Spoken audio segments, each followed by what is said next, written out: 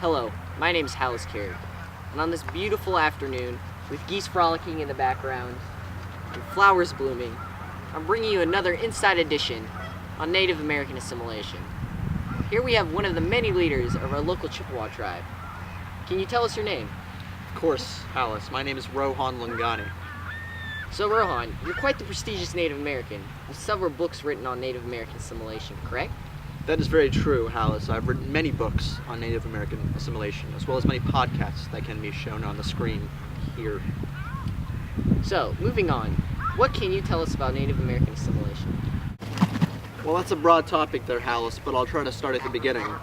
Many of the Native Americans in the East had been driven out in the Trans-Missouri West and lived there.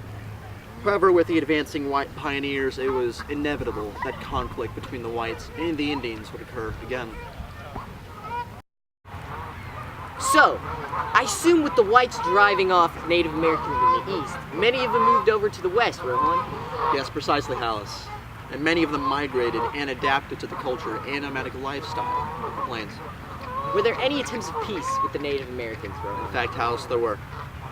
In 1851, the federal government tried to pacify the Plains Indians by signing treaties with chiefs of various tribes at Fort Laramie and Fort Atkinson in 1853.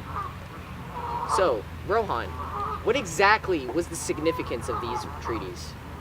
What a fine question, Alice. These treaties marked the beginning of the reservation system in the West. They established boundaries for the territory of each tribe and attempted to separate Indians into two great colonies, to the north and south of a corridor of intended white settlement. Let me guess, something went wrong? Of course, Alice. The white treaty makers misunderstood both Indian government and Indian society. Tribes and chiefs were often fictions of the white imagination. They couldn't grasp the fact that Native Americans usually recognized no authority outside their immediate family or perhaps a village elder. In addition, the nomadic culture of the Plains Indians was alien to the concept of living out of one's life in the confinement of a defined territory. Let me guess, Rohan, something went wrong? Alice, you're right. The white treaty makers often misunderstood both Indian government and Indian society. Really? Tribes and chiefs were often fictions of the white imagination, which couldn't grasp the fact that Indians usually recognize no authority outside their immediate family, or perhaps a village elder.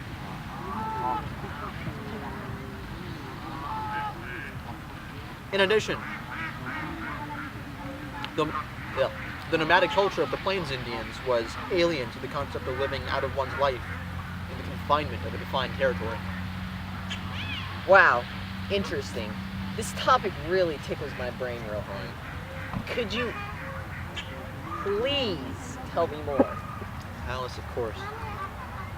The government soon intensified the policies and forced Native Americans to be confined to small itty-bitty territories. Interesting.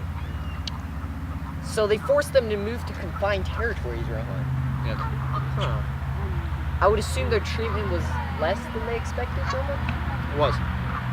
Really? Many of the tribes living in these territories were given spoiled food, little clothing, terrible living conditions, and the overall system was just corrupt. Meanwhile, the battle between the Native Americans and the whites was raging on in the West, with warfare between the two forming tensions. Along with the fighting came many, many other factors, such as the whites attempting to culturally convert the Native Americans. How so, Rohan? Good question, Alice. The whites banned some of the traditional Native American dances adopted, such as the Sundance. Schools were set up for children to teach them white customs and culture. Native American cults were formed, such as the Ghost Dance cult, but were eventually stamped out in the Battle of the Wounded Knee. So, would you say that these battles directly led to the Dawes Act of 1887?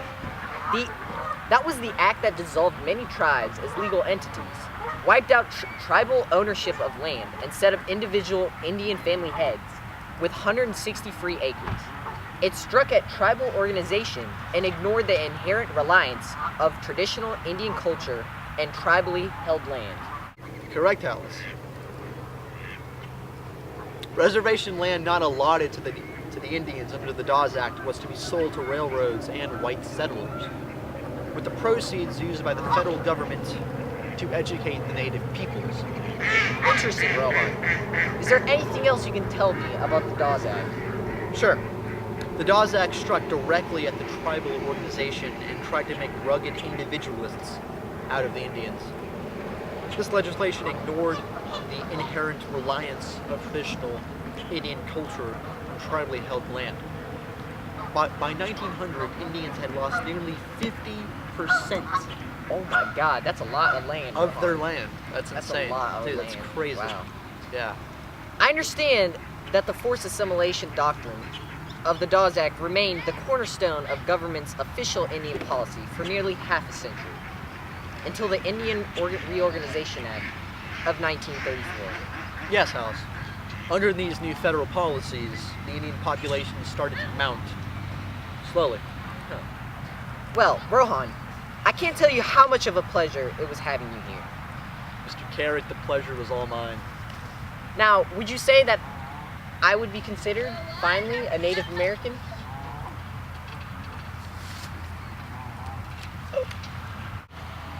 Thank you, Rohan, for that hat. No problem, dude. Wait here while I make a call to him. Okay.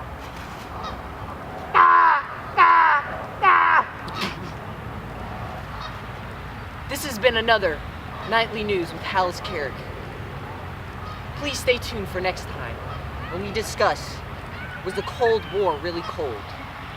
This is Hallis Carrick reporting out. Bye, guys.